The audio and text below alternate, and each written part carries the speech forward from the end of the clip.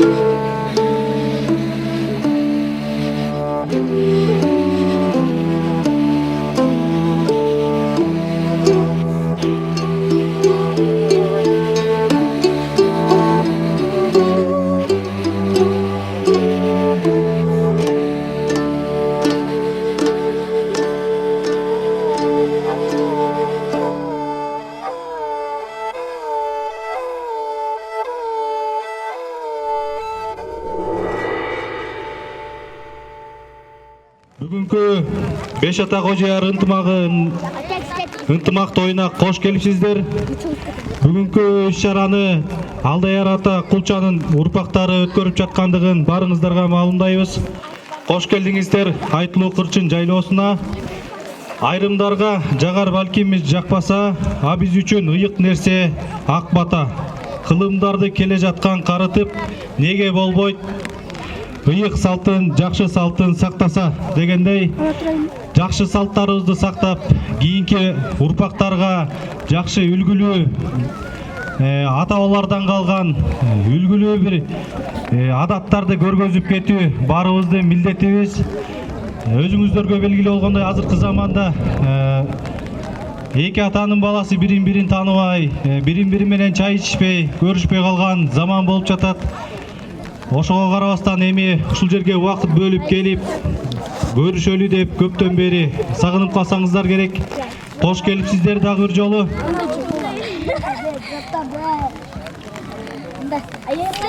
Азыркы бүгүнкү иш-чараны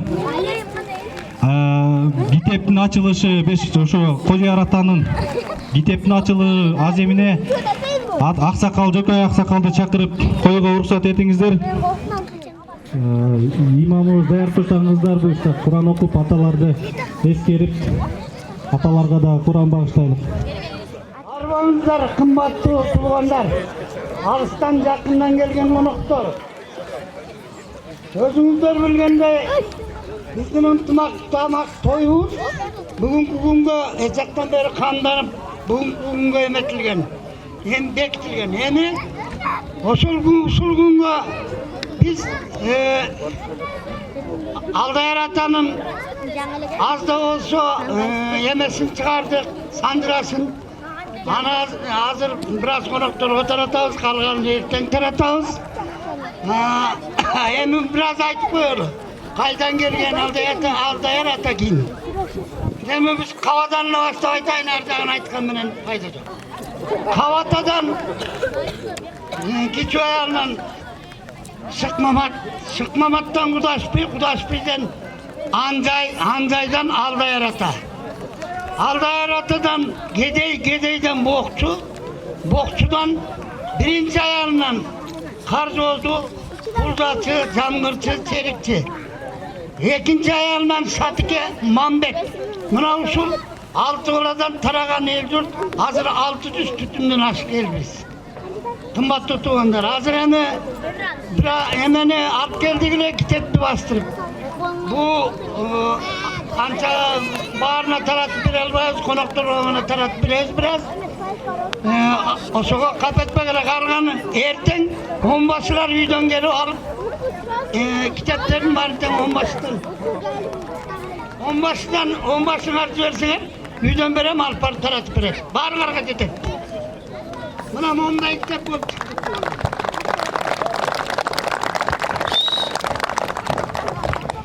Рахмат. Ушундай аталардын атын унутурбастан китеп бетине чүрүп, видеолорду чыгарып, кандайдыр бир кийинкилерге бир өрнөк катары чыгарып жүргөн аксакалдарыбыз көп болсун. Өзүңүздөргө белгилүү болгондой, ушу санжыранын үстүнөн дагы иштеп аткан аталарыбыз көп, бир туугандар көп. Ошолордун да ишине ийгилик каалап кетелик. Азыркы кезекти Молдокөбүзгө берелик. Келиңиз, Куран окуп аталарга бабыштап Куран окуп койсун.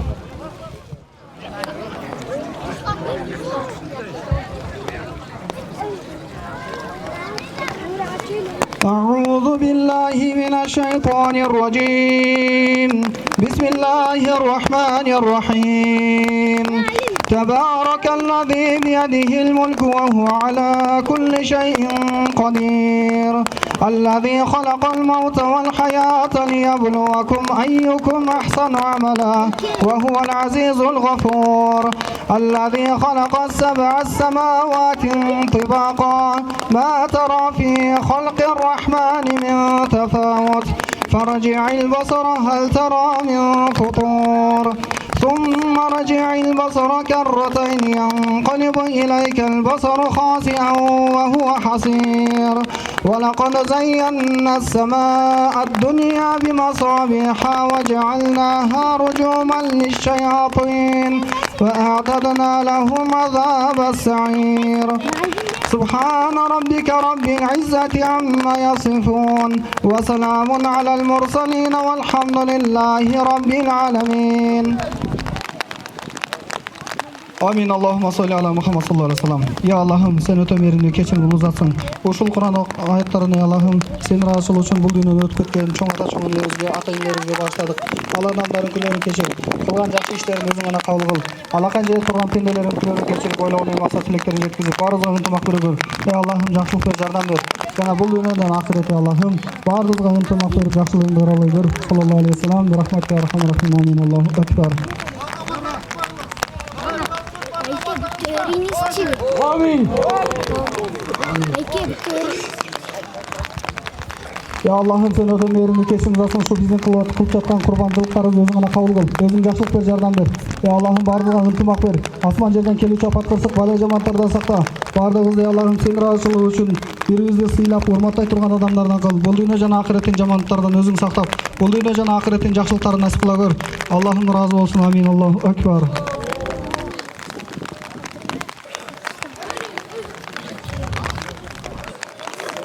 Азыркы сөздү Ыскы райондук мамлекеттик администрация башчысы Аким Жапар Туратовичке берет.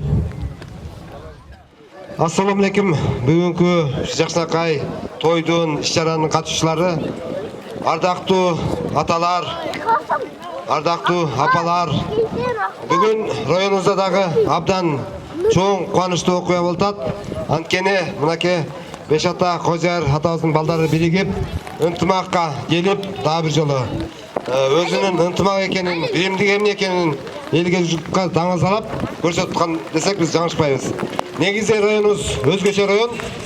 Өзүңүздөр жакшы билесиздер, жалпы Кыргызстан боюнча, Кыргызстан эмес, жакынкы алыскы чет өлкөлөрдөн келип, биздин районубузда эс алып көпчүлүгү. Керек болсо көп учурда ушу биздин районубуз аркылуу Кыргызстанды таанылган учурлар көп болууда. Районубуздун эли ушул бир гана туризмди өндүрөстүрөстөн ар тараптуу жалпы мамлекетибиздин социалдык экономикалык жактан өсүп өнүшүнө ар тараптуу чоң салым кошуп атат. Бирок дагы бир жолу кайталаган нерсе, биздин элдин, райондун элдин ынтымагы, биримдиги, меймандостугун көрсөтүп, мен жогоруда айткан, ушул айрыкча өлкөбүздүн эң негизги багыттарынын бири болгон туризмдин өсүп өнүшүнө чоң салым кошуп атат.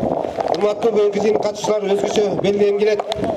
Мынакей өткөндө бир аз убакыт мурун Чолпон Ата шаарында Бош Ери атанын 4 жылдыгы өттү. Мына бүгүн дагы бир чоң иш-чара өтүп атат. Мунун баардыгы ушул биздин элдин ынтымак экендиги, биримдиктүү экендиги, ушунун баардыгын даңазалап турган иш-чаралар десек, биз жаңылышпайбыз. Анткени элибизде жакшы сөз бар. Эгер тууган катташпаса, барып жат болот дейт. Бүгүн мынакей биздин аттуу баштуу аталарыбыз келип атат, апаларыбыз келип атат, аты башы көрүнгөн биздин жигиттерибиз келип атат. Ушулардын баскан жолдору, сөздөрүн угуп, бул иш-чара мындан ары дагы ынтымакты, биримдикти өсүп, өнүктүрүүгө чоң салым кошот деген ойдомун. Андыктан урматтуу бүгүн жыйындын катышчылары, өлкөбүздө тынчтык болсун. Дайыма ушундай жакшы иш-чаралар көп болсун. Мен ойлойм, райондун жетекчиси катары буюрса районубузда абдан жакшы көптөгөн жумуштар болуп атат. Мына көрүп атасыздар, балыкчы корумду балбай жолу эле эмнени түшүндүрөт. Бул Кыргызстандагы бирден бир көрөсүздөр, эң сапаттуу заманбап жолдордун бири болот. Ушул 80 км узундугу болсо, ушул жолду бойлой азыр көрүп атасыздар, бүгүнкү күндө биздин сырттан келген спортсмендер велосипед менен чоң жолдо жүрүп атат. Ушулардын баары ушул жакка өтүп, ушунун аркасында 2 айыл өкмөт буюрса биз пландашып жатабыз. Ушунун артында келечекте дотациядан чыгып, кирешелүү туризм өнүккөн аймак айланат деген ойдо. Урматтуу бүгүнкү иш-чаранын катышчылары, убактыңыздарды бөлбөйүн, эң негизги өлкөбүздө тынчтык, биримдик болсун, өсүп өнүгүү болсун. Дайыма ушундай биз сыймыктанган жайлообузда турабыз. Ушундай жерде жакшылыктарда сиздер менен, бийликтерде, жетишкендиктерде аман болойлук, бар болойлук. Дагы бир жолу майрамыңыздар кут болсун. Şu Алдаяр атанын урпактары тарабынан ушу түзүлгөн Сандыра китебизге берек катарыбыз. Чоң рахмат бердик. Саламатсыздарбы, урматтуу агайын туугандар, алыстан келген, жакындан келген бир туугандар. Бүгүн жакшы, кубанычтуу бир мероприятие болуп атат. Бул бири-бирибизге өтүп келаткан баягы салтыбыз. Былтыр Эсенбей атабыз чакырып баарыбызды ушинтип ынтымакка чакырып тамагын берди эле. Быйыл болсо мынакей Алдаяр ата чакырып алып баарыбыздын башыбызды кошуп тамагын берип атат. Мен айтып кетерим, мынакей биздин ата-бабабыздын жайлоосунда турабыз. Ушу ата-бабаларыбыздын арбагы колдоп баарыбыз ынтымакта бололу. Ынтымак бар жерде рызык бар дейт. Ынтымак болсо баарын жеңебиз. Ошон үчүн баарыбыз ушу ынтымакта болуп, ден соолукта болуп, аман эсен бололу. Талашканыбыз дайыма ушундай ынтымак болсун. Ар дайым ушундай жакшылыктын үстүндө жүрөлү. Мына азыр эле биздин райондун башчысы айтып кеткендей, мына жол курулуп атат. Жол курулуп атат. Канча жылдан бери, балыкчыдан бери Корундуга чейин бүтпөй атты эле. Эми мынакей буюрса Корундудан баштап болбой атанын айылына чейин, түпкө чейин жолдорубуз дагы кеңейип, ошол эки жагына тең эки велодорожка түшүп атат. Ортосунда жанагындай чоң азыркы заманбап жол салынып атат. Мунун баары тең биздин көлүбүзгө келип аткан кут десек дагы болот. Ошо менен биздин элибиздин дагы экономикасы оңолот, жашоо турмушу оңолот деген ой максат бар. Анан могу келечектеги жаштарыбызга дагы айтып кетерим. Ушул үлгү болуп, ушул биздин ушундай жыйындарыбызды, тоюбуздарды булар дагы жаштар дагы биз жашпыз деп коюп эле баягы карылардын тилин укпай койбой угуш керек. Бул жаштар дагы убагы келгенде орто муун болот, каруу болот. Ошон үчүн бир гана акыл насаат жаштарга айтып кетет элем. Биз жаштар деп, баары эле жаштардын колунда деп койбой, кичине акыл насаат карылардыкындагы уксак жакшы болот да. Ошон үчүн баарыбыз ынтымакта бололу, ден соолукта бололу. Көлүбүздө, элибизде, Кыргызстаныбызда жакшылык болуп турсун, ынтымак болуп турсун, ден соолукта бололу, бар бололу, аман бололу. Чоң рахмат. Рахмат чоң. Азыркы сөздү Садыраки айыл өкмөтүнүн башчысы Гурдина Сейичке беребиз. Өкүлдөрү болсо да келип сүйлөп койсоңуздар. Ассаламу алейкум, агайым туугандар, аталар, апалар. Бүгүнкү ушул болуп жаткан беш ата Кожояр ынтымак тоюнун бет ачары болуп атат. Чын жүрөктөн куттуктайм. Ар дайым ушул ынтымагыбыз күчөп, тойлордун үстүндө эле күбө болуп жүрөлүк, көбөйөлүк, өнөлүк, өсөлүк. Азыр урматтуу Жапар Тураш айтып кеткендей, келечекте күчтүү айыл аймактардан бололу, дотациядан чыгалык дегендей үмүттөрүбүз бар. Бул мурунтадан бери эле ушул салтка айланып калды десек жаңылышпайбыз. Бул уже 5-6 жыл болуп калды. Ушул ынтымагыбыз күч алганына мынакей былтыр дагы Эсенбай атанын тукумдары бердилер, быйыл мына Кулча атанын тукумдары берип атат. Ушул жылдан жылга басып, ушуну биз санжырабызды, ата тегибизди муундан муунга өткөзгөнгө чоң бир өбөлгө түзгөн иш-чаралардан болсун. Темир Болот атабыз да айтып өттү, мынакей келечекте ушул беш ата Кожояр коомунун дагы боосу бек болуп, ынтымакка чакырган коомдордон болсун. Баардык эл журтубузга кааларым ден соолук, узун өмүр, чын ден соолук дейбиз. Ынтымакта болсок, баягы 5 манжа бөлөк билек бир дейт.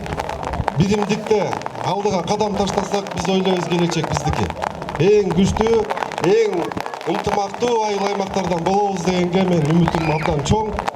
Рахмат, дагы бир жолу тоюңар той болгонсун дечүбүз. Чоң рахмат айыл өкмөт башчысына дагы.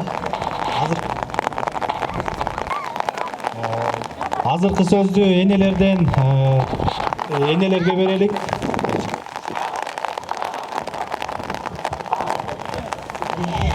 Урматтуу бүгүнкү меймандар, бизде бүгүн өтө кубанычтуу күн болуп турат.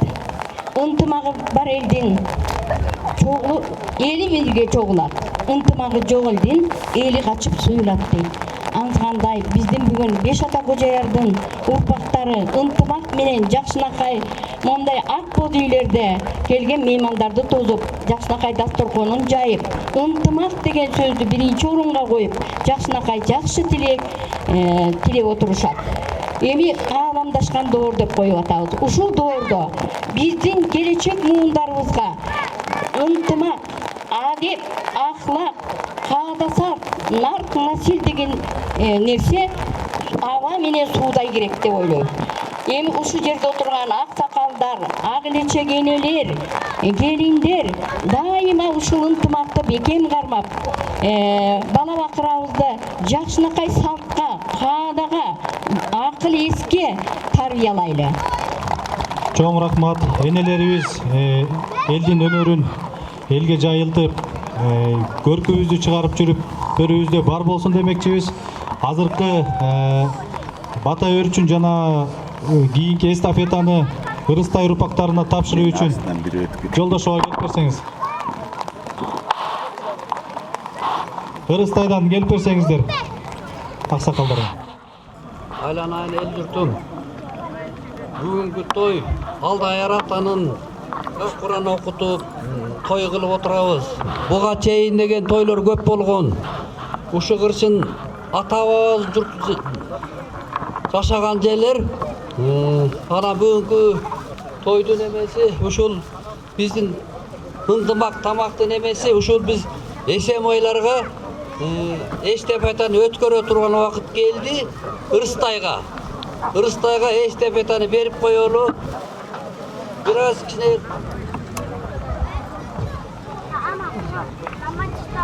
Эстафета 2024 айрымдарга жагар мүмкүн жакпаса биз үчүн ыйык нерсе ак бата.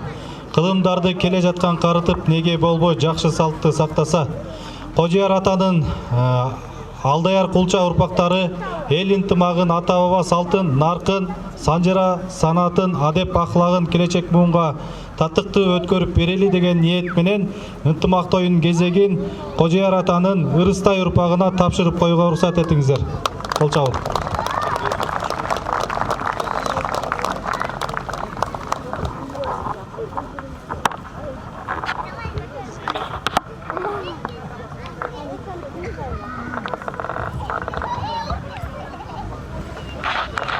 Ынтымагыбыз арта берсин. Эмки кезек буюрса Ырыстай атанын урпактарында.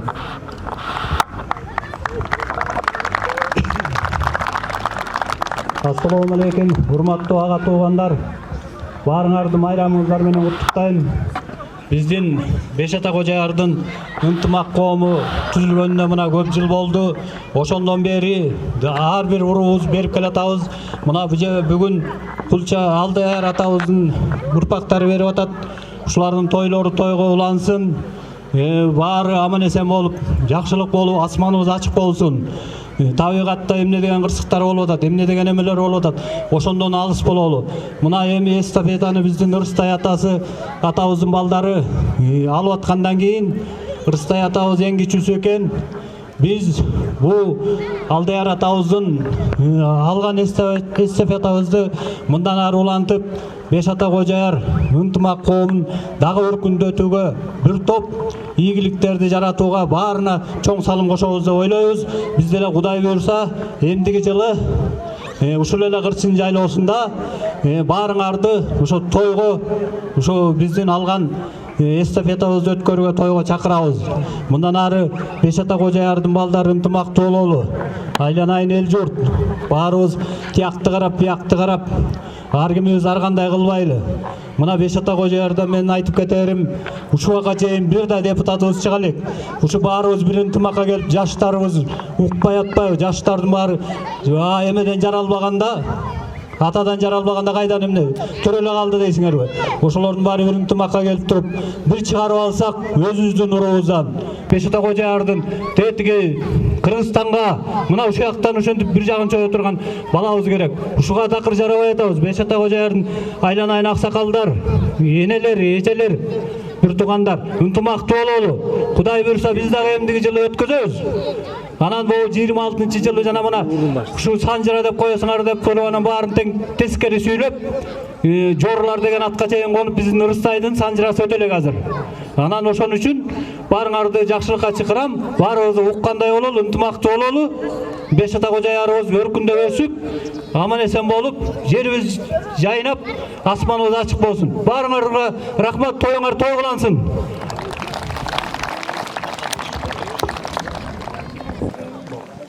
Бата кылышын Эсентүгөлдөн, Майназардан, Эсенбайдан келип берсеңиздер. Ар бир атадан аксакалдар.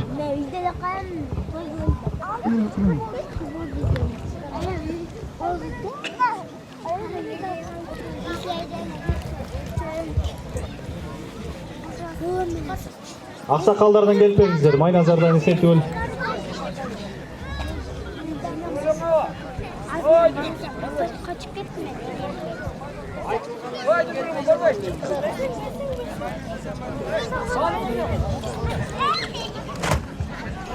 Assalamu alaikum, урматтуу Беш ата Кожаяр атамдын урпактары жана алыстан жакындан келген коноктор.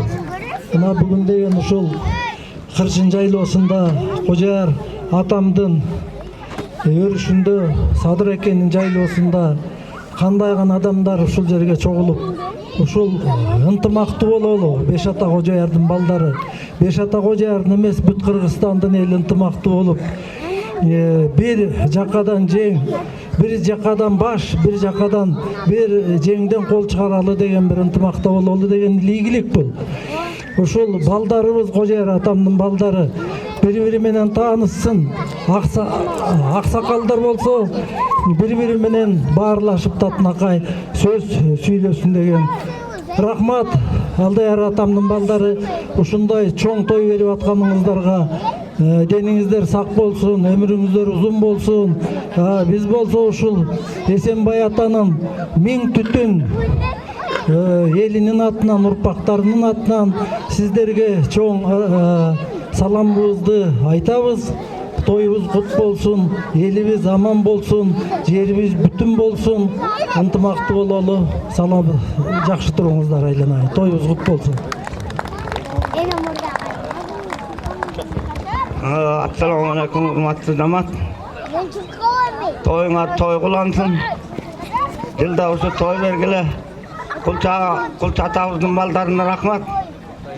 Алдаяр атабыздын эми көп эле кулча аталып калбады ошо бир. Кулча ошон үчүн мен кулчадан кайыналгам. Кулча кайын журтума рахмат. Той бере бергиле, ошон тукумуңар көбөйө берсин, өсө берсин. Балдарыңар берешем болсун. Жакшы балдар төрөлсүн. Gelin baldarыңар белди болсун, келиндериңер төлдүү болсун, жакшы. Өсө берги, эмдиги жылы эмки бере турган жерге миң түтүн болгула. Көп болгула, өскүлө, өңгүлө, элибизге тынччылык болсун. О кайын журтума рахмат атаң, ошон үчүн кулчадан алгамдан. Чоң рахмат.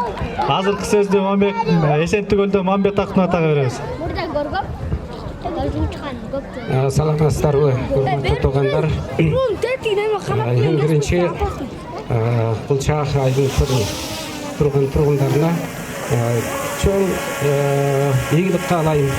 Бүгүн жакшынакай тоюңарды өткөрүп атасыңар. Үйүңөрдө дайыма жакшылык болсун, ден соолукта болгула, ишиңерде ийгилик болсун. Беш ата жаманчылык көрбөгүлө, тоюңар той кыйлансын. Дагы айтайын дегеним, ошо биздин Кожаярдын эли негизинен мен каалай турганым бул ынтымак. Ынтымак бар жерде ырыскы бар дейт.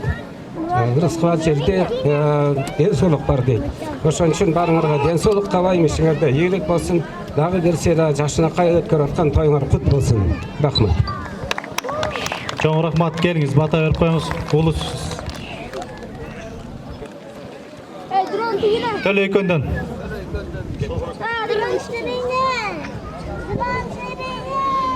Саламатсыздарбы, бүгүнкү тоюңар кут болсун, баарыңар ден соолукта болгула. Ушу биздин ынтымак көп жыл мурун ушу Каралды айылындагы Төлөйкөн айылынан башталды эле.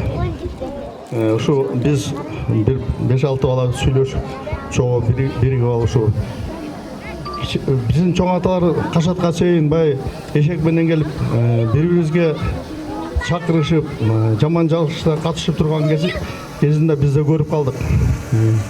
Ошондуктан баягы ошо балдар менен биригип сүйлөшүп ушуну кайра жандандыралык деп биринчи бысмылда дегенде ушу Төлөкөн айылында болду эле. Бүт 5 ата кожоярдын баарын чакырып ушул ынтымакты биз баштадык эле. Бүгүнкү той берип аткан Алдаяр атанын урпактары сиздерге чоң рахмат. Баарыңарга ден соолук. Ушу биздин ынтымагыбыз өркүндөй берсин, өсө берсин. Ден соолук табалыңар баарыңар ден соолук.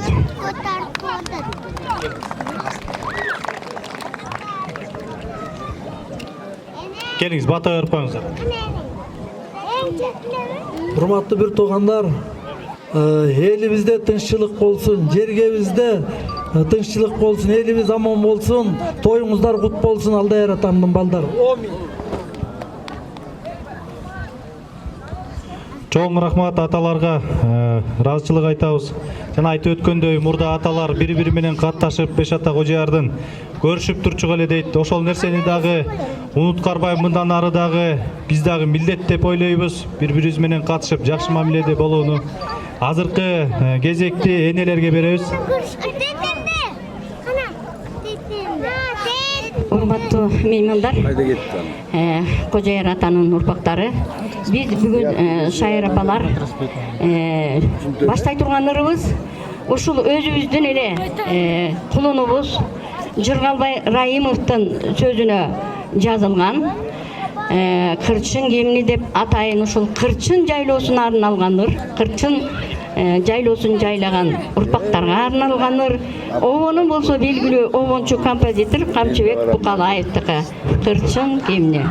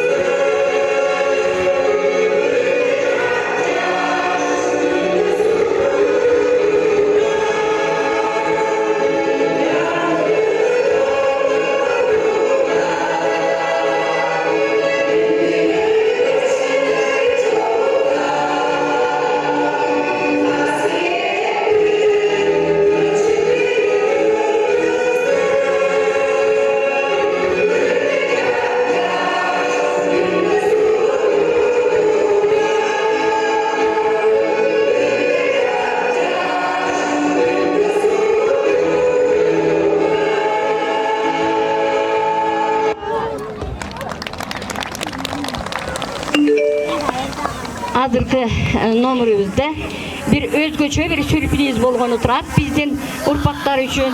Анткени белгилүү комузчу, обончу, деги эле кыргызга таанымал болгон, мисалы үчүн мага жеңе деп айтсам болот, башкаларга апа деп айтсак болот эле, Канымгүл Досмамбетова апабыздын ырларынан түзүлгөн биздин бүгүнкү концерт. Анткени Кулчанын келини деп биз ушул жагдайды тандап алганбыз. Эми ошол ырчы, комузчу, белгилүү адамыбыздын өз колунда кармап, чертип жүргөн комузу ушул эле Кожояр айылынын тургуну Күсөкбаев Мокендин колуна тийген экен комуз. Ошол комуз менен чертип, ушундай айыл апада комуз чертип жүргөн экен. Эми жубайы Күсөкбаева Мыскал экөө Канымгүл Досмамбетованын Ала тоолук чабанга деген ырын аткарып бермекте.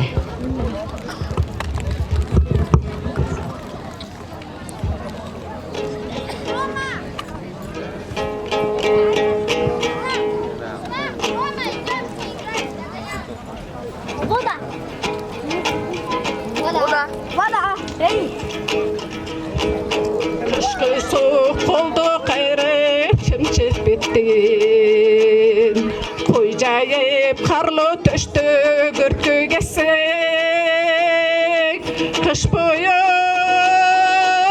bakkan malın aman bolsun, soğukta kıynalgan gün çıkar estin.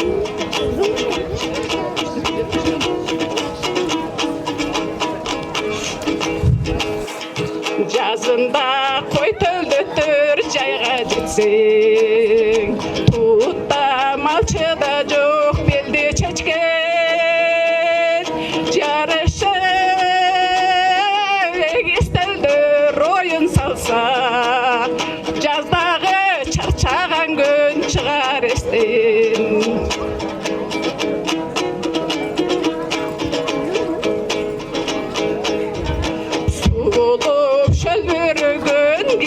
Çepken, jayda köp kezde şet mындай çetten, ak bola jünü kırkıp aşık alsang, bayağı su bolgon gün çıkar estin.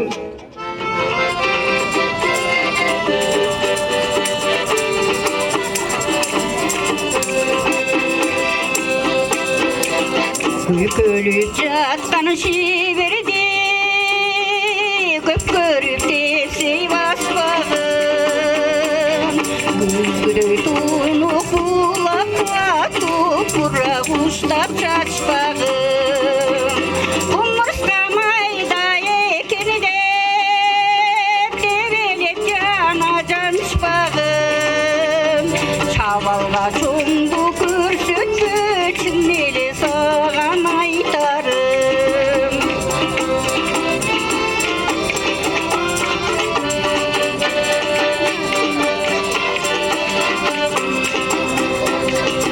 Аяғын назик күлдірді, аяғын мұқам үндірді, үзгіті жаным аяғын елгереп сендеп жүргінді.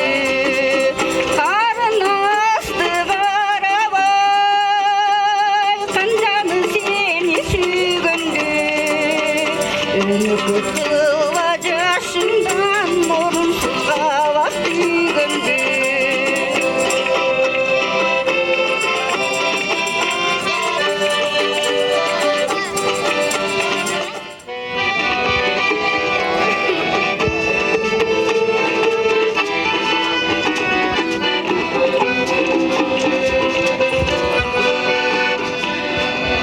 Uzun oydun yazıp gelebin,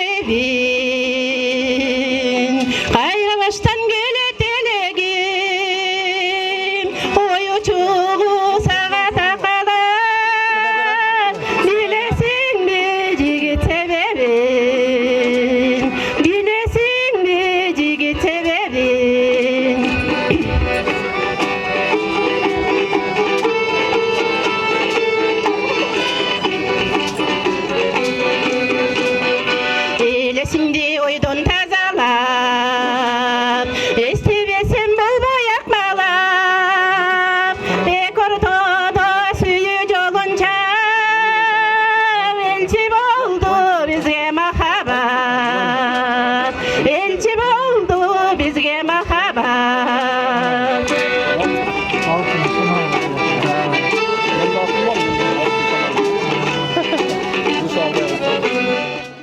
Бүгүнкү дагы бир тойдун өзгөчөлүгү 4 жылкы союлуп, өзүңүздөр көргөндөй казан эттер кайнап аткан чагы. Бул эттер мына ушул тойго келген жалпы коноктор жеп, сый көрүп кетмекчи. Ал эми менин жанымда Жолдош байкем болсо, мына ушундай бир өтө даамдуу бир чучуктарды бышырып атат. Ассаламу алейкум Жолдош байке. Той кут болсун дейли. Чучуктарды канча сааттан бери бышырып атасыз, анан канча чучук бышырып атат негизи бүгүнкү тойго? Бүгүн ассаламу алейкум. Бүгүн чучуктун санын эми санаган жокпуз. Тойдуку пейилге жараша 4 жылкы сойдук. Кудайга шүгүр ушу. Алдаяр ата кулча урусунун 600дөн ашык түтүнү барбыз. Ошо түтүндүн малдарынан чогулуп 4 жылкы союлуп келген элдерге, келген конокторго кызматыбызды кылалы деп мына эртең мененки саат 6дан бери ит асканбыз. Азыр эми бир казан чучук турат, мунун санын билбейбиз байкеси. Канча санын санаган жокпуз да. Негизинде кенен көп буйрса.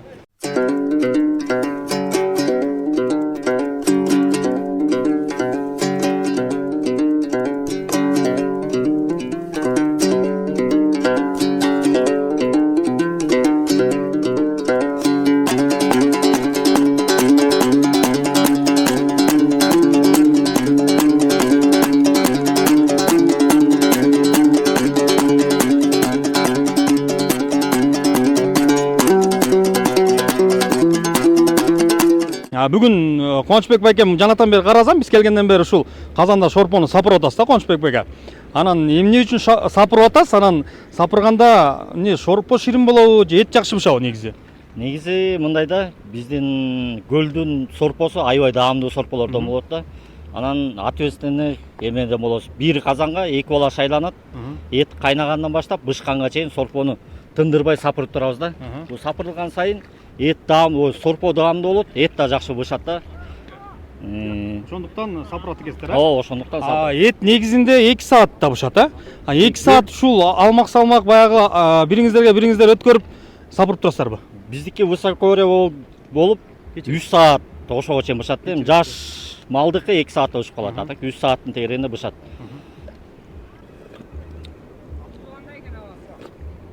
Тузу сонун, шорпонун даамы да сонун. Мен ойлойм бүгүнкү эттин да даамы укмуш болсо керек да. Ийгилик, той кут болсун. Чоң рахмат.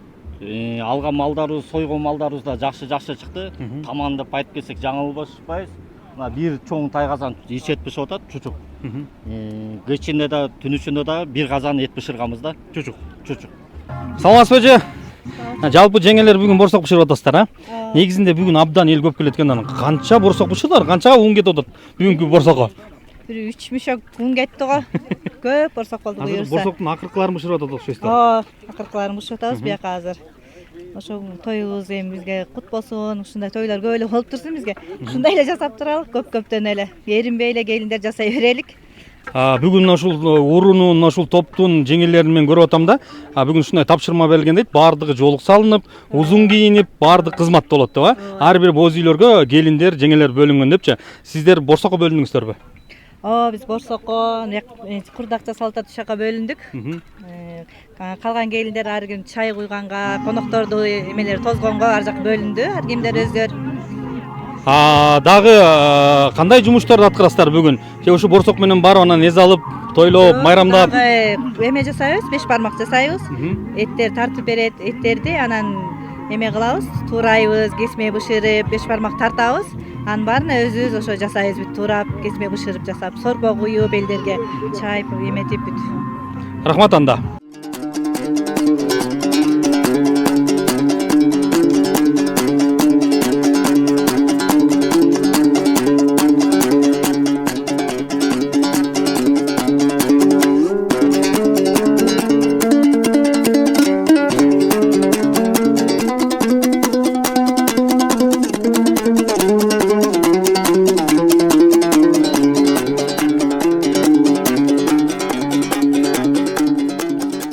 Биздин меймандарыбыз. Балыкчыда мэриянасында уюшулган жетиген деген топ бар. Мына ошол топ бүгүн бизде мейманда. Азыркы сөздү ошол топтун жетекчиси Сейитказиев Оңолбекке бермекчимин. Assalamu алейкум, ардактуу Беш ата Кожар атабыздын урпактары, туугандары. Бүгүнкү өткөрүп жаткан тоюңуздар той кылансын, той өткөн ушул Беш ата Кожар атабыздын бир урпагы Курча атабыздын, Кулча атабыздын өткөрүп жаткан урпактарына чоң ыраазычылык билгизебиз. Ошондой эле биз ушул Балыкчы шаарынан келдик элек, жетиген аттуу топ менен чогуу бүгүнкү ушул өнөрүбүздү тартуу кылып коелду. Ушул сиздердин өткөрүп жаткан салт кааданган ынтымак тоюңуздарга келгенбиз. Ушул жерде Кырчындын Кыялкеч апаларыбызга алып келген бир аз кичине белектерибиз бар эле, ошону тапшырып коюп, анан өзүбүздүн чыгармачылыкты сиздерге тартуу кылып коелу. Ушул диплом Үскөл областынын Беш ата Кожар айылындагы уюшулган Кырчындын Кыялкеч апалары деп сыйналат экен 7-чи каналдын төрайымы Гүлзат Чотиеванын жана Балык шаарындагы жетиген топтун атынан ушул дипломду Рая апабызга тапшырып коебуз, айтып коюңуздар. Кол чаап койсоңуздар. Жана ошону менен бирге ушул Кыялкеч апаларыбызга дагы ушул биздин ортобузда кичине өзүбүздүн салтыбыз бар эле. Ушул конверт жука болсо да ичинде бир бука дегендей, ушул конвертти да тапшырып коебуз, айтып коюңуздар. Келиңиз Рая апа. Келиңиз Рая апа бияка. Бул конвертти алып коюңуз. Ичи жука болсо да бир бука деген кыргызда кеп бар. Кабыл алып коюңуздар. Ошону менен бирге биздин да жакшынакай чыгармачылык өнөрүбүз менен келдик элек. Доктурбай Румунбет агабыздын Ала тоо деген жакшы чыгармасын сиздерге хор менен аткарып берели.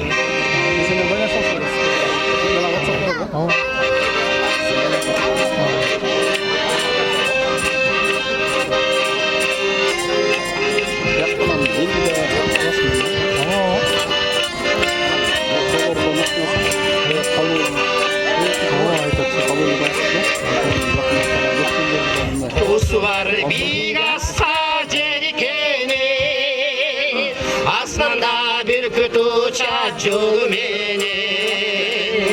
Elimden mütür suday dili taza, jeri var bir tuğandar mekendeni.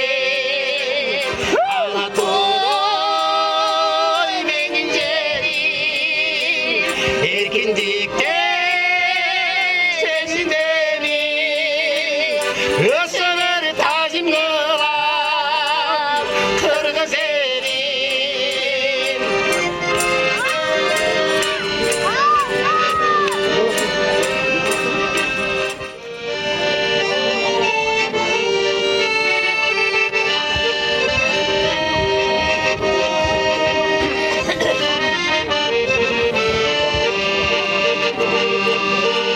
Okşuştursan sağa gülüm, azıktan at köpkö jürüm. Şankılıdağan şair gülkünde,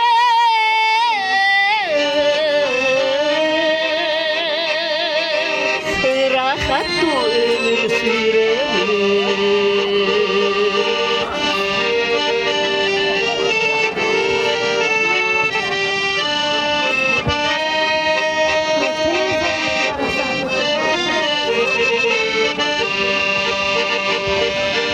Cılmayın kıcımı karasan, yürügip sergip aratan, yüreğimde kaynak su bürgen,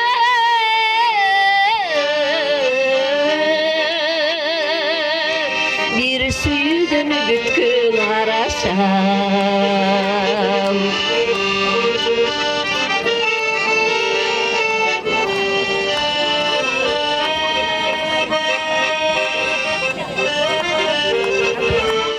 Hazır sen alıstasın menden uzak, aradan ötse dağı kança ubak.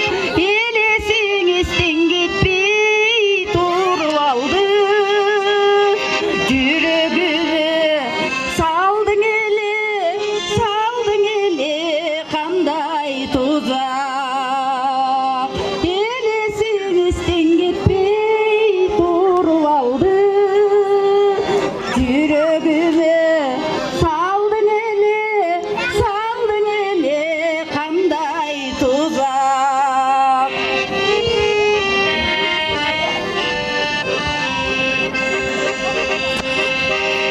Özümdü соротомун уnuttум де. Бирок чындыгында андай эмес. Мен сенден үмүтүмдү үзсөм дагы, жүрөгүмдө жашай берет сүйкүм элес. Мен сенден үмүтүмдү үзсөм дагы, жүрөгүмдө жашай берет сүйкүм элес.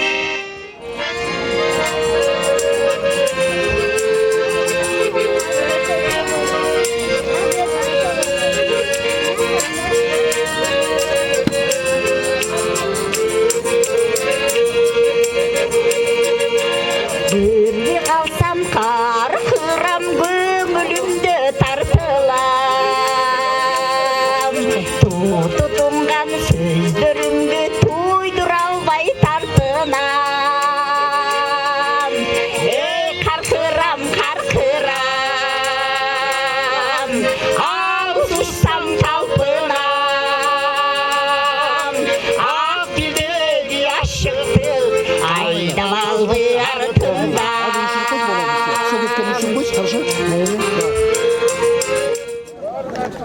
Чоң рахмат барыңыздарга. Азыркы кезекте тушо тойго берелик. Байгабулов Керезбекованын неберелеринин тушоосуна көңүл буруп коюңуздар. Кичинекей балдар баарыңыздар күн чыгыш тарапка өтүп берсеңер, чуркайсыңар азыр.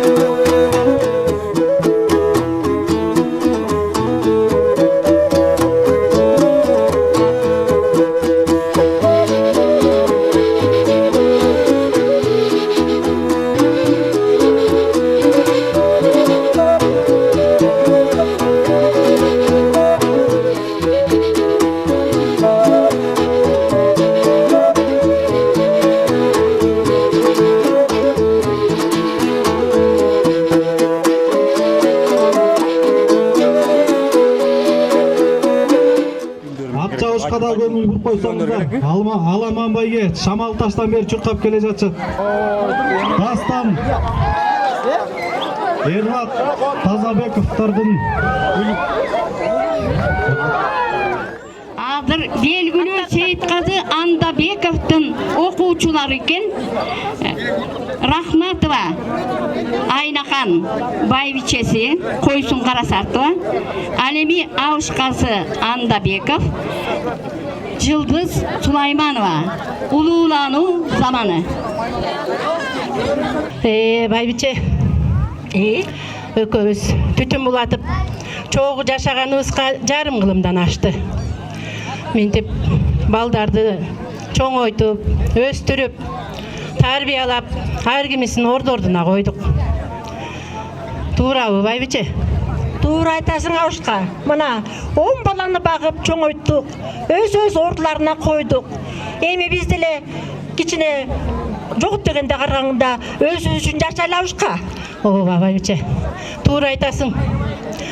Биз ушинтип эле түйшүк менен жүрө берет экенбиз. Эми балдар жок. Биз деле өзүбүз үчүн жашайлы. Ар кимиз өз тууруна конду. Биз илгери жаш кезде бирөө жарымды жакшылап жактырып калсак, ой кат жазып, ой катыбызды бере албай, же сүйгөнүбүздү айта албай, миң алекеттен түшүп, ой бир убара болчу элек. Азыркы жаштар эмне? Ой ышкырып барып, чакырып алышып эле свидание кылышат экен. Ошентип биз деле бир свидание кылбайлыкпы байбиче? Свидание? Ой, абышка. Карганда каяктагы свидание? Уят эмеспи? Эл көрсө эмне дейт? Кокуй, бетимдин бештириси. Айтпайбы мына урукканды булар калжаңдап карыганда алжып калышыптыр деп. Ай байбиче, балдар деги жок, үйдө экөөбүз элебиз да. Эптеп бир жаш кезге бир кайрылып, свидание кылалыкчы. Ошентелеби? Мен сага келейин, ышкырып. Сен чык, экөөбүз анан свидание кылалы. Мен анда абышка. Анда мен кийинип, даярданып турайын. Мен кеттим. Анан ышкырганда чыга калсаң байбиче? Макул абышка, макул. Тим эле карап кояй. Эштегүн сук болатса, келип, свидание дейт. Эмне? Мени тоңдуруп өлтүргөн атабы? Жаш чагымда балдарды төрөп, курап баккан мен болсом. Эми балдар чоңоюп бутка туруп, андан кийин карганда келип мени эрмектеги сар свидание деп, мен буга көрсөтөйүн свиданияны. Так эле сени карап тургун. Тоңдурбасам эле барбай коюп туруп. Ай, Сайраш. Ай, Сайракан. Кыйкыра бергин. Кокуй. Карганда тиш жок, ышкырык да жок. Эми эмне кылдым я? Ай, бул балдардын ышкырыгын алып алдым эле. Катура. Ышкырбайт экен. Ой, Сайракан. Ой, Сайраш, ой. Эптеп алдым, свидание дейт. Сайракан. Ой, Сайраш. Кыш шилдеде тоңуп да бүттүм ай. Ой, свиданиең менен куруп калгыр. Бул эмне деген шумдук я?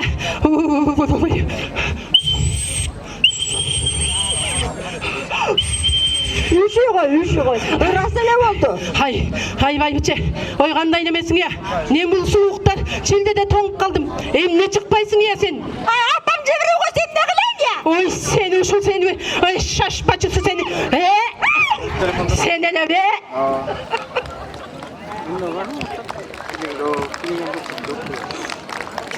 Чоң рахмат апаларга.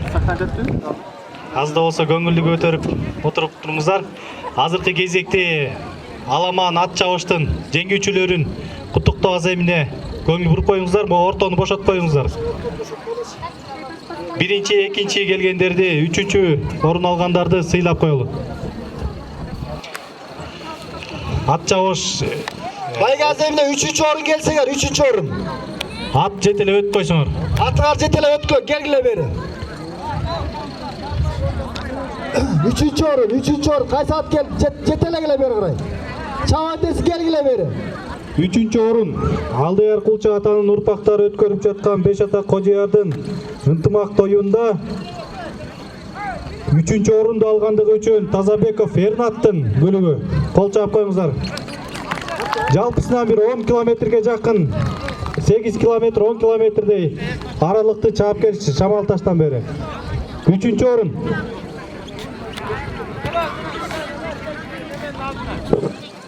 5000 сом жана ошондой эле медал менен сыйланат. Экинчи орун Алдаяр Кулча атанын урпактары өткөрүп жаткан 5 ата Кожоярдын ынтымак тоюнда Казаков Элдос кол чабуулар.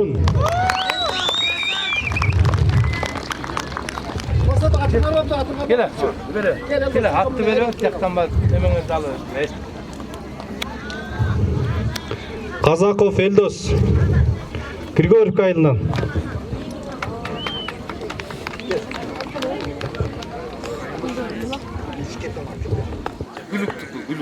Азыр улақ болады. 3-чү орун 5000, 2-чи орун 10.000 сом. Кут болсун. Birinci orun gelip beringizler. Birinci orun. Birinci bayga. Birinci орын Алдаяр Кулча атанын урпактары өткөрүп жаткан Беш ата Кожоярдын ынтымак тоюнда биринчи орунду алгандыгы үчүн Аламан ат чабыштан Бектуров Адилет Ишенович сыйланат. Кол чаап коюңуздар. Биринчи байга. Адилет.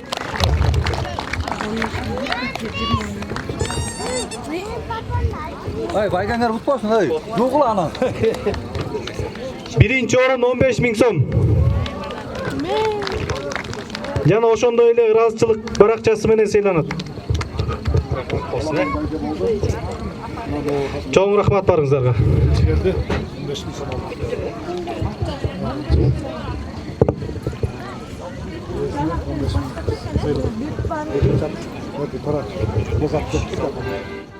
Атыз канча жылдан бери чалып келатат? 3-жыл быйыл чалып. 3-жыл. Байгелер боюнча канча жыл? 1-жи жылы байга алган сатыр экен. Мурдагы. Я былтыр албай быйыл алган. Азыркы кезекте алыстан келген Кыргыз алгыр куштары федерациясынын мүчөсүнө берип коелук сөздү. Арыбаңыздар. Урматтуу ылайык калк. Тойго улана берсин демекчибиз. Биз ушу Кыргыз алгыр куштары федерациясынын вице-президенти болобуз. Азыркы тапта ушул илгерки биздин ата-бабалардан калган салт катары, мурас катары улуттук оюндун түрүнө кирип көчмөндөр оюндарын өткөрүп атабыз. Ушул Кыргыз алгыр куштары федерациясы, Салбурун федерациясы да бар. Биргеликте ушул ата-бабадан калган бүркүт салып, куш салып, ителги агытып дегенде ушул дозубуз бүгүн суранып конокко келип ушул улуттук оюнубузду, Кыргыздын оюнун даңазалап, бийиктеп, илгерки биздин ата-бабалардын тойлордо ушул шуңкарлар учуп, бүркүттөр шаңшып, тайгандар чуркатып, ошол биздин улуттук өнөрүбүздү сиздерге тартуулап койгонго уруксат этиңиздер. Дагы бир ирет ушул тоюңар тойгуланып, жыл сайын ынтымаңар бекемдеп, айлыңар көбөйүп, очор-бочор болуп, берекелүү, ырыскылуу, эшиктүү, анан албетте ушу Кыргыздын өзүбүздүн салт санабыз менен мактангандай бололук да. Бар болуңуздар. Азыр биз ушул жерде туруп берсеңиздер, мындай баарыңыздарга эле бул шуңкардын учканы көрүнөт. Бул азыркы улуттук оюндардын түрүнө киргенде бул 3 мүнөттүк далба оюну деген болот. Далба деген бул ушул далбага 3 мүнөт учуп, бул ителгинин шамдагайлыгын көрсөтүү, анан даңазалоо, бул дүйнө жүзүнө алып чыгуу болот. Мына кечээ жакында эле көчмөндөр оюндары мына Кудай буйруса 8 сентябрдан 14 сентябрга чейин Астана шаарында болот. Астана Казакстандан келгенден кийин уже 2 жыл сайын Кыргызстанда боло турган болду. Анан көчмөндөр оюндары Кудай буйруса дагы чоң бийик деңгээлге чыгып атат. Дүйнөлүк жанагы Международный олимпийский комитеттин олимпиадада биздин балбандар күрөшүп атпайбы? Көрүп атасыздар көбү болуп. Боксерлорубуз, кыздарыбыз күрөшүп атат. Ошол олимпиада оюндарына тете көчмөндөр федерациясы дүйнөлүк деңгээлге Кытай, Индия, көптөгөн мамлекеттер кошулуп КОН деген организация түздүк.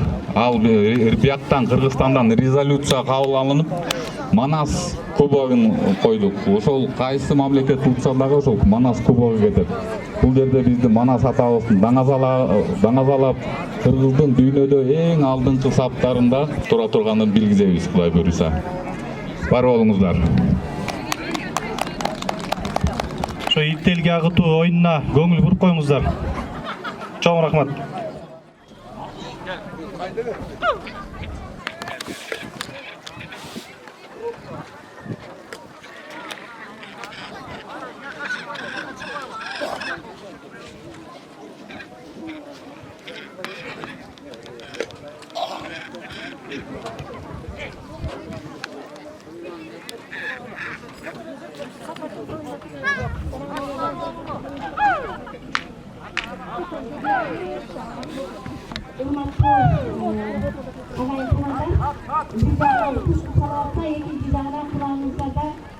Aleyküm. Andırısı bizim dağıtı konuğumuz, bizim ayrandık konuğumuz, bir boy kayından gelgen, bir ayranın ötüyü sabıreke, Akmaran sayraklar çoğu. Bunun dağımına öyle ki çaklı göre gündür doğru say, bunun da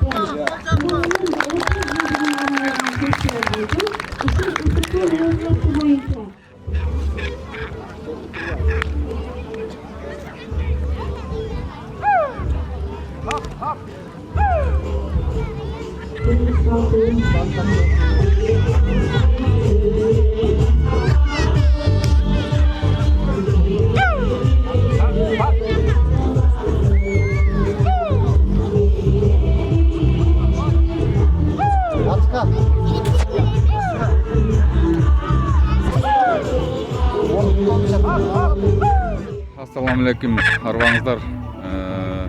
Бұл ителги, бүркүт, ителги, куш, бұл кыргыздын биздин ата бабабыздан калган мурас. Улуттуу азыркы мезгилде бул улуттук оюндардын түрүнө кирип атат. Чынла деп эметкен ачылганда ошол Салбурун федерациясы ачылган. Андан кийин Салбурундан кийин Кыргыз алгыр куштары федерациясы ачылды. Ачып ушул улуттук оюндардын түрүнө кирип, көчмөндөр оюндарында бул программада кирген оюн катары көп мамлекеттер кызыгат. Бул Азия, Европа, эң оолусу араб мамлекеттери ушул ителги оюндарын даңазалап, жакшы бийик деңгээлге чыгарып келатышат. Ошондуктан ушул биздин ата бабалардын калган илгерки унутулган спортту, улуттук спортту биз жайылтып, өркүндөтүп, бул куш таптап, ителги салып, бүркүт таптаган бул ар бир кыргыздын ДНКсында бар деп ойлойм. Муну ойготуш керек, өрчүш керек, жакшы деңгээлге. Бул деген жакшы жылда жакшы деңгээлде иш-чара өткөрсө, бул туризмдагы турпродукт да болушу мүмкүн. Жакшы бул арабтарды бияка чакырып, арабтарда мисалы үчүн жылда 2 миллион долларлык, 5 миллион долларлык призовой фонду бар, мелдештер өтөт.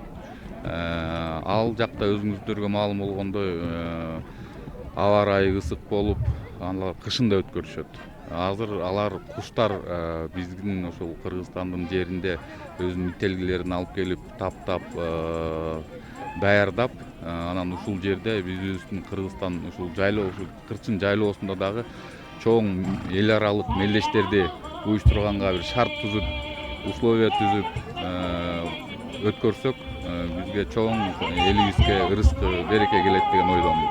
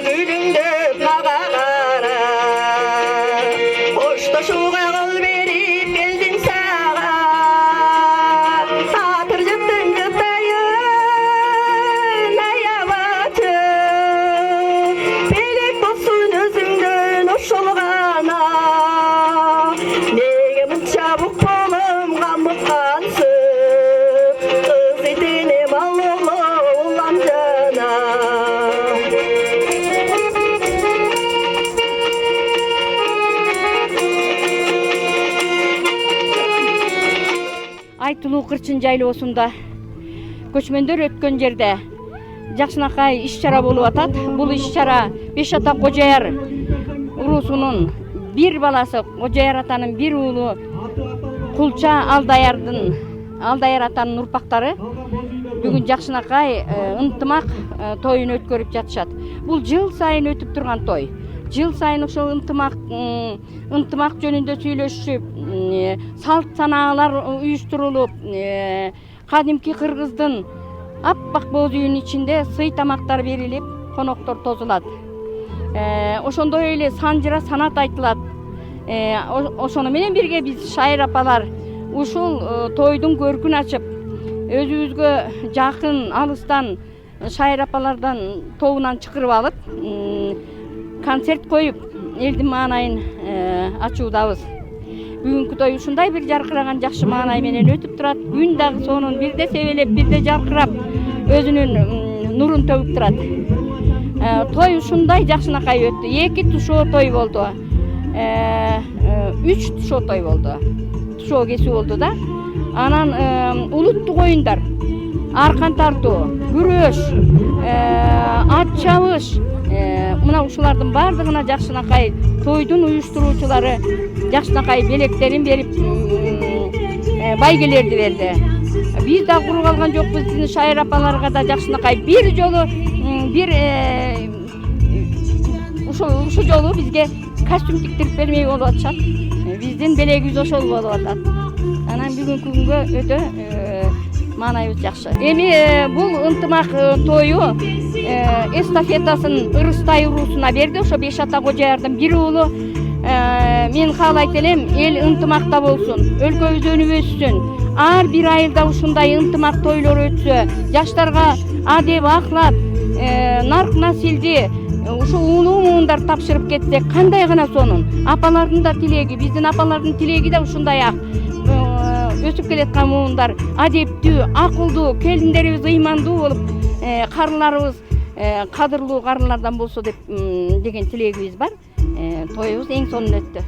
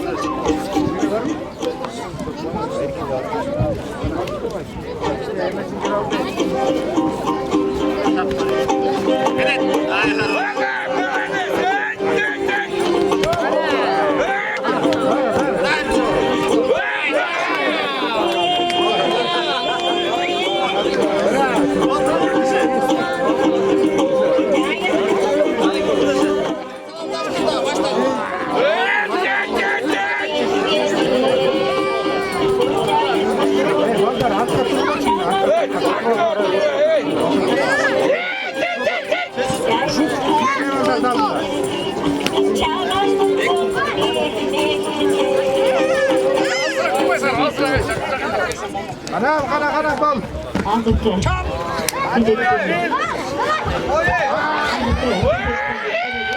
Kırçın yayınlarında ıldap Bidalbay'ı. Kırçının sözü özümüzde bize ait durumunu Gülmira Şamat bulmalıdır. Gidin takasa, gidin. Kasaya gidin. Kasa.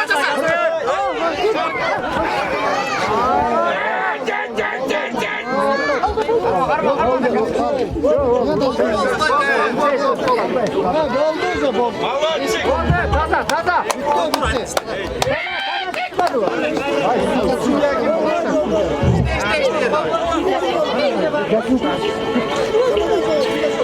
Beş karagayda şükür basoğusu kırçındım. Sütü kulak kokula keregesi kırçındım. Dadadan kocayar gelmegesi kırçındım. Dörtlülük bakımına berekesi kırçındım. Kırçındım, oy kırçındım, korkum yaylı kırçındım. Kırçındım, oy kırçındım, koz yaylı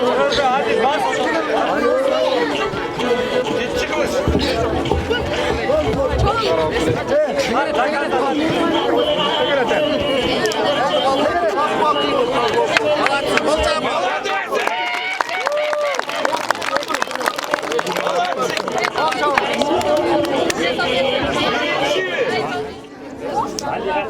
Бул деген Григорьевканын балбаны. Хорумдулун. Григорьев хорумду да.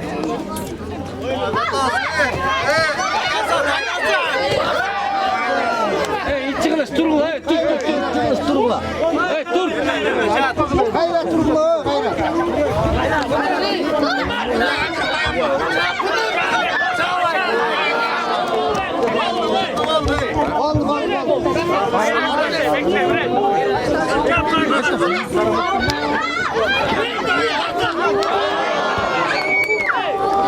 Emi bir görümüne çıktı.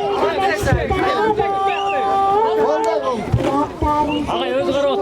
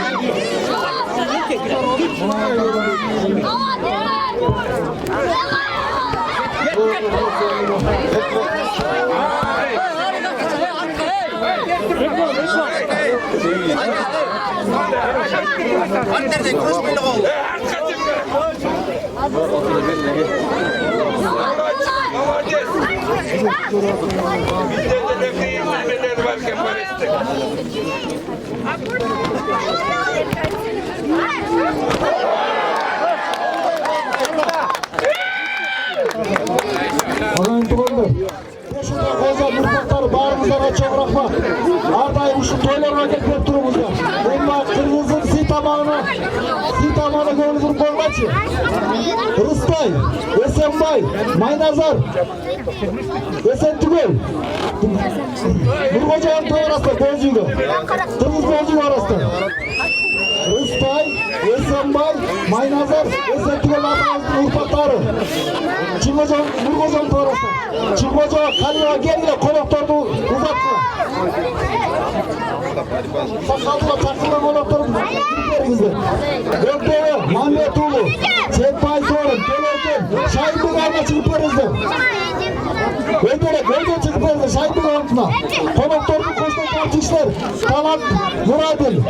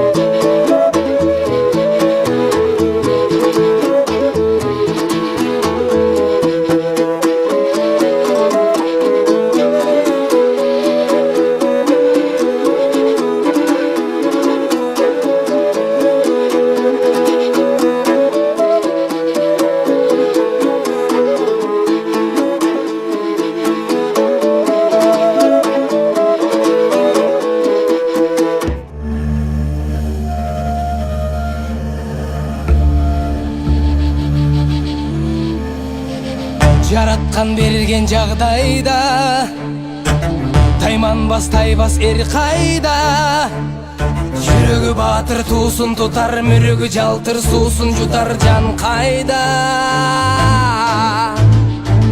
канаты сынса кайнардан кара тер түшсө кайрадан бек намыска турар жигит мекенимде улам жигит кайралган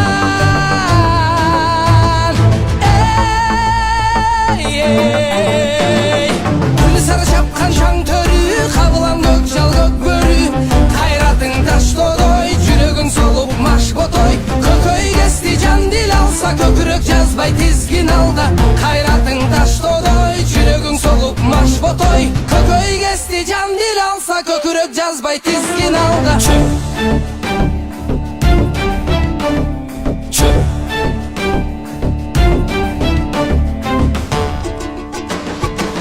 талашса темир тал чайнар тарамыш балтыр жал чайнар элдин кыран жигиттери ажыдар жүрөк алып бителге таш чайнар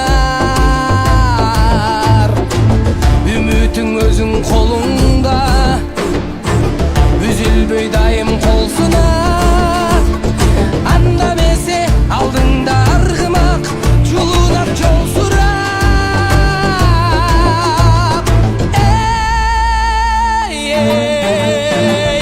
күн сары чапкан шаң төрү кабылам көк жал көк бөрү кайратың таштодой жүрөгүң солуп маш ботой көкөй кести жан дил алса көкүрөк жазбай тизгин алда кайратың таштодой жүрөгүң солуп маш ботой көкөй кести жан дил алса көкүрөк жазбай тизгин алда